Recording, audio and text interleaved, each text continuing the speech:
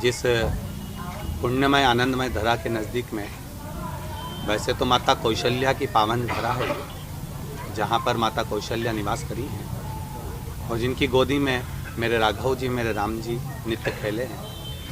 ऐसी ही पावन धरा के नज़दीक में चंपेश्वर महादेव विराज रहे हैं, जहाँ पर पंचकोशी यात्रा होती है और भगवान शिव अपने जैसे उज्जैन के महाकाल स्वयंभू प्रकट हैं, काशी के विश्वनाथ स्वयंभू प्रकट हैं, सोमेश्वर स्वयंभू प्रकट हैं, केदारेश्वर स्वयंभू प्रकट हैं, ऐसे ही चंपावन में चंपेश्वर महादेव स्वयंभू प्रकट हैं। ऐसी पुण्य धरा पर जो ये पावन शिव महापुराण की कथा बसंत कुमार जी अग्रवाल जी द्वारा, उनके परिवार द्वारा जो चल रही है, रायपुर का एक बड़ा ही सुंदर आयोजन यहाँ आयोजित किया गया है। भगवान शिव की, वैसे भी पूरा छत्तीसगढ़ पूर्ण तरह से शिवमय है, पूर्व में भी रहा है और अभी भी शिवमय ही है। भक्तों का जो जन सैलाब यहाँ आ रहा है वो शिव भक्तों की एक आनंद की अनुभूति करा रहा है।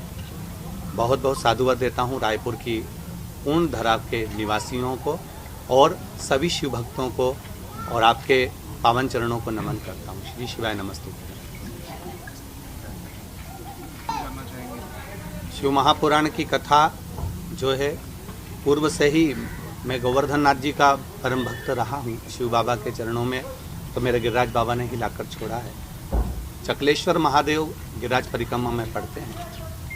हम लोग पुष्टि मार्ग से हैं, ब्रह्म संबंध हुआ है और गिरिराज बाबा की परिक्रमा में चकलेश्वर महादेव पढ़ते हैं। उनकी आराधना नित्य करना, स्मरण करना, भगवान शिव भक्ति की ओर अग्रणी रहना।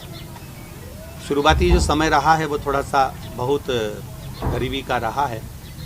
कहीं शिव मंदिर में बैठे रहते थे, भगवान शंकर की आराधना, शिव मंदिर को साफ करना, शंकर भगवान पर जल चढ़ाना, क्योंकि पहले मंदिरों में भी इतनी भीड़ नहीं होती थी। शिव मंदिर में जाले लगे होते थे, शिव मंदिर के ऊपर जो बेलपत्र पड़ी है वो 2-4 दिन तक पड़ी ही रहती थी, तो उसको पूरा निर्माल्य उठाकर विसर्जन करना, सफाई करना।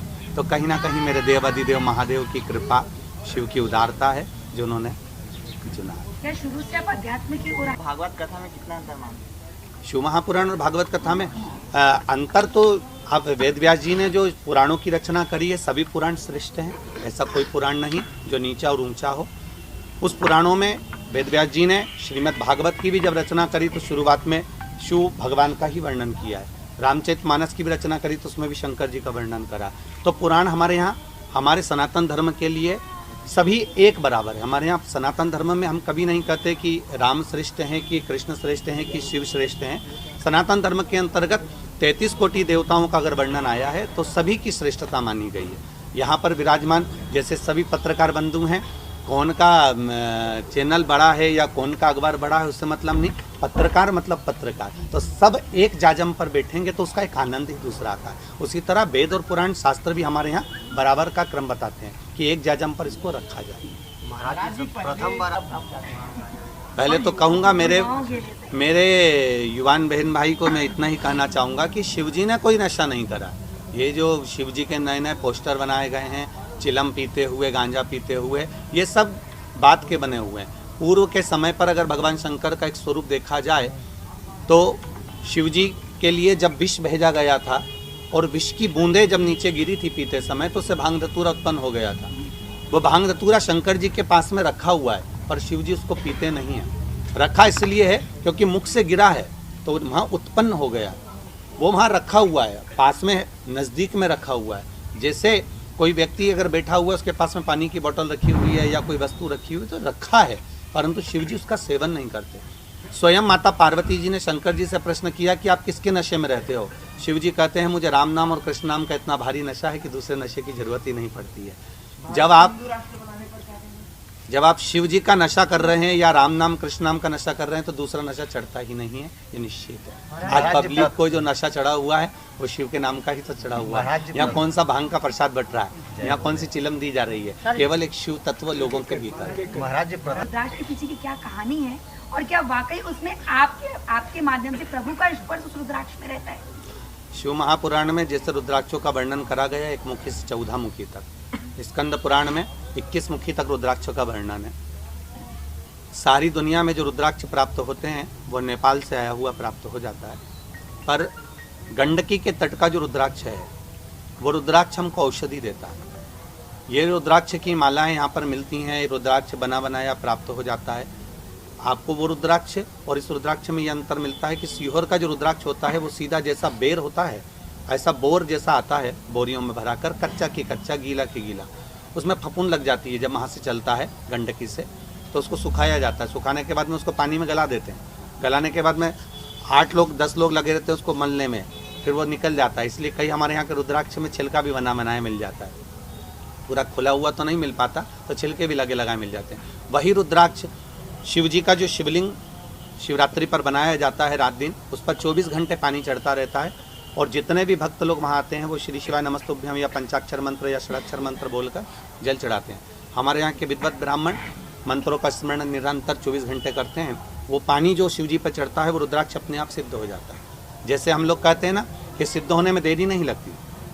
आप भी अगर किसी मंत्र को निरंतर जाप कर रहे हैं तो सिद्धता है कि आपकी वाणी, जैसे हमारे घर की बुजुर्ग माताएं, हमारे घर की जो माँ होती है कई बार ऐसे शब्द बोल जाती है बेटा, उसको दूरदृष्टि हो जाती है क्योंकि उसका भजन का तेज इतना बढ़ जाता है कि वो समझ जाती है, अपने बच्चे को बता देती है ऐसा मत कर, इसमें तेरे को घाटा लग जाएगा।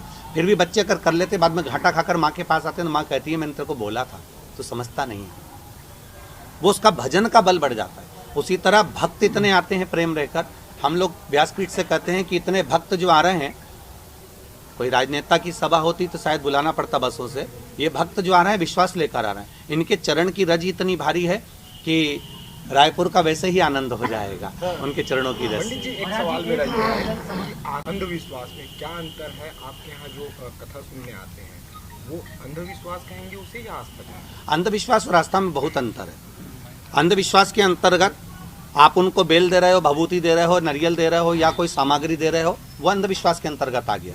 या फिर कोई चमत्कार प्रकट हो रहा है तो वो अंधविश्वास के अंतर्गत आ गया। जैसे कोई कह दे कि इसके नीचे ज़मीन खोद लो, इसमें हंडा निकल जाएगा, तो हम भी विचार में रहते हैं ऐसा कहीं का मिल जाए, हमको भी हंडा दे दे तो हम भी इसमें रहते हैं। पर इसको अंधविश्वास कह सकते हैं। पर आस्था उसको कहते हैं कि जिसके अंतर्गत जैसे आपने किसी के प्रति कोई कार्य कर दिया और उसके मन में आपके प्रति श्रद्धा बढ़ गई और विश्वास बढ़ गया, उसको आस्था कहते हैं। शिव जी के प्रति लोगों का आस्था और विश्वास जो बड़ा है, श्रद्धा बड़ी है, वो केवल आस्था के अनुकूल है, उसमें कोई दिखावा। क्योंकि हम तो लोगों से मना करते हैं कि आप लोग अपने घर के नज़दीक में जो शिव मंदिर हो वहाँ जाओ, शंकर का स्मरण करो, शंकर की भक्ति करो।